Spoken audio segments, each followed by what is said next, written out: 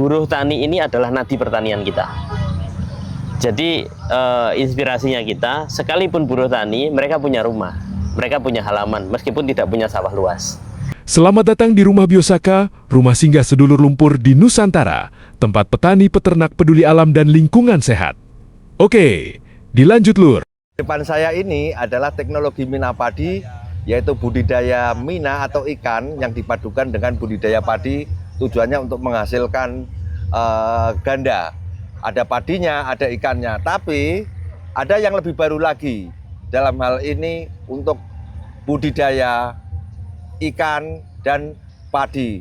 Seperti apa nanti bisa dijelaskan oleh Pak Ansar. Ya. Ya.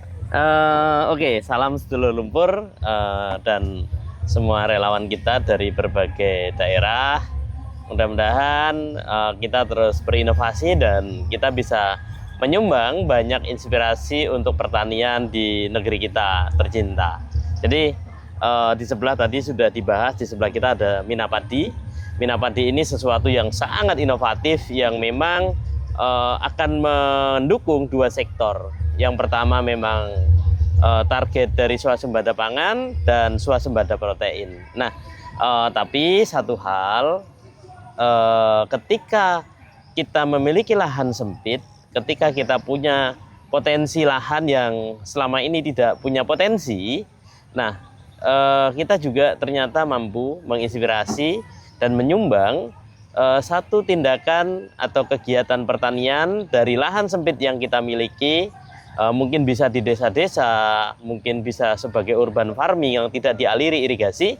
Nah, kita sekarang memperkenalkan ada satu namanya, ini terserah nanti berbagai macam penyebutannya bagaimana. Ini yang jelas adalah bagaimana kita menanam padi ya dengan kolam terpal. Ini padi bisa panen dalam 1 tahun 5 kali panen. Tapi karena utamanya kita adalah mendukung ketahanan pangan keluarga, ini padi tidak untuk dijual. Tetapi ada satu bonus yang nantinya bisa memiliki potensi ekonomi, yaitu ikan yang kita masukkan ke dalam kolam. Jadi inovasi, inspirasi dari mina padi yang ada di sawah yang menghasilkan panen ganda. Nah, hari ini kita memperkenalkan satu inovasi teknologi yang lebih kurang sama, tapi kita memindah mina padi di daratan, di lokasi-lokasi yang tidak ada irigasi dan tidak ada sawah rawa. Jadi kita mungkin memanfaatkan lahan ini hanya 3 meter kali 8 meter. Nah, kalau di idealnya sebenarnya adalah 10 kali 10 meter atau 100 meter persegi, itu bisa menampung hingga 10.000 ekor ikan. Oke Mas Ansar, ini kita bicara tadi ada mina padi. Nah, lahan kita juga orang pengen bertani, tidak harus punya sawah ternyata. Terbukti ini adalah di kolam. Kemudian lahan kita yang di desa-desa, yang di kota-kota juga banyak space yang sempit. Nah, tujuannya apa Pak Ansar seperti ini? Oke, jadi ini yang sebenarnya menginspirasi ya dari fakta, dari hal-hal yang terjadi di lapangan kita tangkap. Ternyata petani kita hari ini lebih banyak yang petani itu didominasi oleh buruh tani. Buruh tani karena dia tidak punya sawah luas, atau mungkin memang bukan sawah luas, memang tidak sama sekali punya sawah. Tapi satu hal di sini yang perlu pertimbangan, Pak Aris. Pertimbangannya adalah buruh tani ini adalah nadi pertanian kita. Jadi inspirasinya kita, sekalipun buruh tani, mereka punya rumah, mereka punya halaman, meskipun tidak punya sawah luas. Nah, inilah potensi yang kedepannya kita garap. Nah, gambarannya seperti itu, Pak Aris. Jadi kalau ada yang nganggur itu wajib ya kita manfaatkan. Nah, setelah ketemu dengan inovasi kolam ini, ya, dan menyesuaikan dengan asta-cita program yang ditarget pemerintah untuk swasembada pangan, saya yakin ini tidak akan berdampak besar bagi produksi nasional. Tapi satu hal untuk pangan,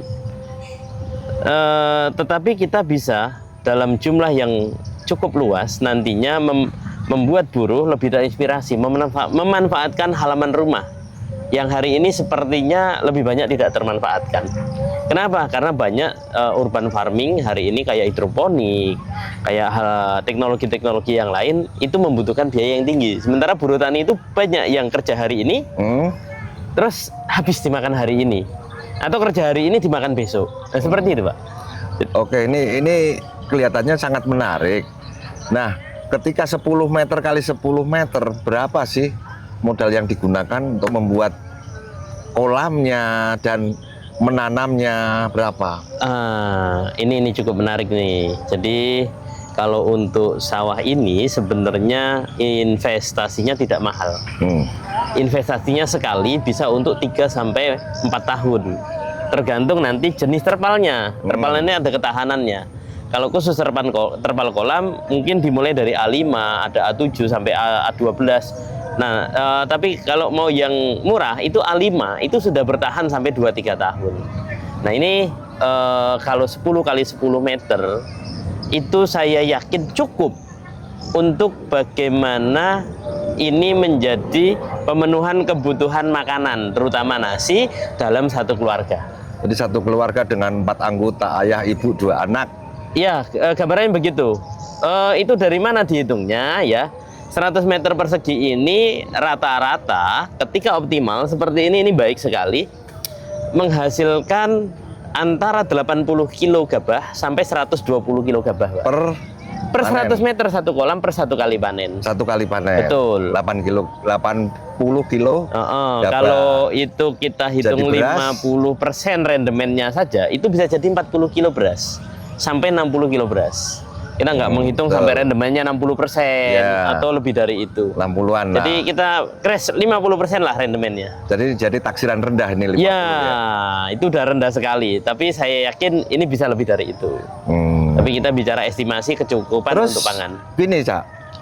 Saat ini isunya kan kita menghadapi El Nino Godzilla nih. Tepat. Jadi ini dari Mirasi salah satunya adalah bagaimana saat terjadi musim kemarau. Minapadi atau kolam-kolam, karena di Blitar ya. Blitar itu ketika musim kemarau karena banyak kolam ikan. Jadi salah satu koi terbesar di Indonesia itu ada di Blitar. Pengalaman ketika musim kemarau itu operasional itu jadi semakin besar. Pompa dan semua macam untuk ngisi kolam karena penguapan tinggi itu irigasi juga terhenti karena debit air berkurang. Ternyata itu juga berdampak sekali kemarau. Apalagi hari ini layak untuk dikenalkan hari ini karena ada isu atau gambaran-gambaran yang diungkap oleh ahli BMKG tentang El Nino Godzilla yang diprediksi kemaraunya akan lebih panjang dari kemarau sebelum-sebelumnya. Ya, jadi kita tetap optimis ya ketika ini bisa diterapkan oleh masyarakat. Ya. Lahan-lahan yang kosong, lahan-lahan yang sempit, kita bisa pakai teknologi ini, bisa panen 5 kali, kemudian ada bonus ikan dan mau ikan, lele, ikan dan belut, atau ikan nila pun bisa sebenarnya. Bisa ya? Iya, bisa di sini. Dan ini nyaman. Yang jelas 1 tahun bisa dilaksanakan terus, tidak tergantung dengan kekeringan ya. Bener, ini satu hal yang menjadi nanti atensi khusus nih bagi teman-teman petani atau para buruh tani yang tadinya hanya mungkin di depan rumah hanya tumbuh rumput, atau depan rumah mungkin dibuat kandang ayam tapi mangkrak karena ayamnya mungkin bisa sakit ya. Nah, ternyata mewujudkan protein atau pemenuhan lauk itu kita bisa dengan menyulap lahan depan rumah kita. Ini kolam bisa menjadi hiburan, padi bisa ditunggu untuk cadangan pangan, dan sisa dari ikan itu bisa dijual. Ini tidak akan kekeringan sepanjang tahun karena ini saya yakini sebagai sistem pertanian dan perikanan yang paling irit air. Jadi tidak menggunakan air dalam jumlah besar. Jadi selain itu kita kan bicara kebutuhan pangan itu bukan hanya sisi kuantitas ya. Ya. Saat ini kita sudah harus berpikir kualitas. Bahan pangan segar, kata ayat Allah itu halalan thayyiban. Ya itu bagaimana dengan konsep ini bisa dikaitkan? Apakah bisa ini? Ini akhirnya akan terhubung ya, skema-skema yang akhirnya membawa dampak lebih besar lagi, terutama terhadap jaminan pangan kita. Karena ini ada ikan ya, padi di sini itu tidak boleh dipupuk atau disemprot dengan bahan kimia. Sintetis ya. Betul. Nah, jadi ini kita buat ekonomi sirkular lah. Ikan itu nanti diberi makan pakai rumput. Ya. Rumput yang tidak habis busuk dalam hitungan paling 5 sampai 7 hari, busuknya itu langsung bisa menjadi pupuk padi. Proses sirkulasi yang di respirasi atau proses budidaya ikan itu akan menghasilkan kotoran yang juga akan berdampak untuk nutrisi tanaman padi. Ya. Jadi ini kayak hidroganik lah, tapi ini disulap menjadi sesuatu yang efektif menghasilkan padi, bukan sayuran. Dan teknologi ini sangat sederhana, biayanya hemat, tidak banyak ribet seperti membuat lumpurnya. Nah, ini tidak perlu lumpur. Kemudian nyemprot-nyemprotnya. Betul, ini nggak nyemprot pestisida kimia, jadi nggak modal pestisida kimia. Ini nggak boleh ditabur pupuk kimia karena khawatir ikan mati. Pupuknya cukup rumput yang dibabat. Terus satu, ini bisa panen 5 kali, dari mana ceritanya? Nah, padi di usia 0 sampai 20 hari itu ada di darat. Jadi lahan kita sisakan dari halaman kita yang ada, sisakan kira-kira cukup untuk pembenihan selama 20 hari. Selanjutnya diletakkan di kolam sampai usia 85 hari. Artinya ada 65 hari dia di dalam kolam. Nah, ini yang ada di sini ini usia sekitar 70 hari. Ini 70 hari, 15 hari lagi itu sudah diangkut keluar, diganti yang baru. Nah, sebelah sana udah hampir dipanen. Nah, kita ada yang lebih baru lagi nanti usia yang muda, usia 20 hari masukkan kolam. Yang di kolam diangkat setelah usia 85 hari. Jadi siklusnya ini bisa 3 tahap ya, ini yang 60 sampai 70 hari, kemudian yang pembenihan tadi 80 hari, kemudian 0 sampai 20 0 sampai 20. Tinggal nanti diputar-putar gitu tempatnya ya. Jadi gambarannya begini, padi 0 sampai 20 hari itu tidak butuh banyak air. Jadi itu gambarannya. Terus 2 minggu sebelum panen, setelah pengisian penuh, padi juga tidak butuh banyak air sebenarnya. Jadi momen itulah yang sebenarnya kita manfaatkan untuk membuat kolam kita ini bisa panen 5 kali dalam setahun. Nah, kalau lele juga usianya 65 hari atau sampai 70 hari, lelenya juga bisa panen 5 kali dalam setahun. Jadi lele panen 5 kali, padinya panen 5 kali. Setiap panen padi kita panen lele. Itu kalau lele. Kalau belut kita bisa panen 3 kali dalam setahun.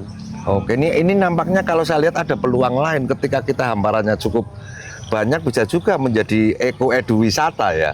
Ini. Makanya ditata yang indah, kemudian untuk edukasinya juga bagus. Betul. Makanya ini akan menginspirasi terutama masyarakat-masyarakat yang tidak berada di sentra pertanian, yang tidak dialiri irigasi, yang hanya bisa mengandalkan air sumur. Jadi ini bisa pakai air sumur, atau yang hanya bisa menampung saat air hujan. Jadi air hujan diarahkan ke kolam. Nah, nanti kolam terisi baru padi dimulai. Jadi ini cukup simpel. Toh kalau di pegunungan ini juga bisa dikembangkan. Saya sudah nanya harga air dalam 1000 liter atau 1500 liter di pegunungan Kapur misalnya ketika kemarau itu berapa. Saya udah nanya. Harganya hanya aneka ragam. Ada yang 50.000, 75.000 sampai 150.000. Artinya masih mumpuni lah untuk bagaimana kita mampu berbudidaya ikan dan menanam padi untuk kebutuhan kita sendiri. Sementara ikannya bonus dari proses budidaya pertanian tersebut. Jadi jelas ya beda ya antara teknologi Minapadi dengan sawah daratan rumah biosaka yang dikembangkan oleh relawan yang di setiap daerah nantinya. Yang mudah-mudahan ini bukan Minapadi tujuannya, tapi kita pemanfaatan lahan sempit yang ternyata ketika dianalisa kita mampu panen 5 kali dalam setahun dan kita menghasilkan ikan. Jadi ini lebih ke optimalisasi yang ujung-ujungnya bonusnya 5 kali panen padi dan 3 kali panen ikan. Memanfaatkan potensi ekonomi dari lahan yang kita miliki yang sebenarnya ini bisa dikerjakan oleh buruh tani yang tidak punya sawah, Pak. Jadi goal kita adalah potensi ekonomi dari semua penjuru bisa dioptimalkan untuk pengembangan pertanian yang mendukung swasembada pangan dan swasembada protein seperti cita-cita pemerintah. Mudah-mudahan ini akan menyumbang banyak inspirasi terhadap petani-petani atau yang bukan petani tapi ingin bertani di banyak daerah. Beda ya, tadi sudah dijelaskan oleh Cak Ansar bahwa antara Mina Padi dan sawah rumah Biosaka ini sangat berbeda. Ini bisa IP 500, panen 5 kali, mengoptimalkan lahan sempit. Kita tanami padi, kita bikin kolam, tanam padi, nanti bisa mendukung ketahanan pangan keluarga. Terus tidak mengenal musim, Tidak kenal musim. bisa musim kemarau, musim hujan, kita tetap bisa panen dan bertanam, bahkan plus bonus panen Protein ikan. ya. Nah Itulah. ini kolam airnya tidak masuk. Ya, ini akan benar-benar mewujudkan pertanian yang irit dengan air, di mana ancaman kekeringan itu benar-benar menjadi satu momok besar, Pak. Ya. Di tengah ancaman peringatan El Nino Godzilla. Jadi ini akan tetap aman. Ketika kalau di sawah ya, kekurangan di sawah itu ketika pengairan begitu panas tinggi langsung kering. Ya. Jadi padi di sini tidak akan stres karena ada air sepanjang waktu. Dan ikan di sini juga tidak akan stres dengan panas karena ada padi sebagai pelindungnya. Satu hal di sawah ini, meskipun ini bukan di sawah alami, ini di sawah buatan, tapi ini akan tercipta nanti sistem ekosistem yang seimbang, ekologi yang berimbang, karena kita tidak boleh sama sekali melakukan aplikasi pestisida kimia maupun pupuk kimia untuk menjaga agar ikan tetap nyaman dan tidak mati, terus agar padi nanti yang kita hasilkan sehat untuk keluarga kita sendiri. Mungkin itu, Pak. Iya. Ya, terima kasih Cak Ansar. Mudah-mudahan ini bisa diadopsi oleh masyarakat kita dan ketahanan pangan keluarga tetap terjaga, sistem perekonomian lokal juga akan terjaga, bahkan lebih meningkat dan bisa membuka nanti untuk lapangan-lapangan kerja baru. Terima kasih, salam sedulur satu lumpur di rumah Biosaka.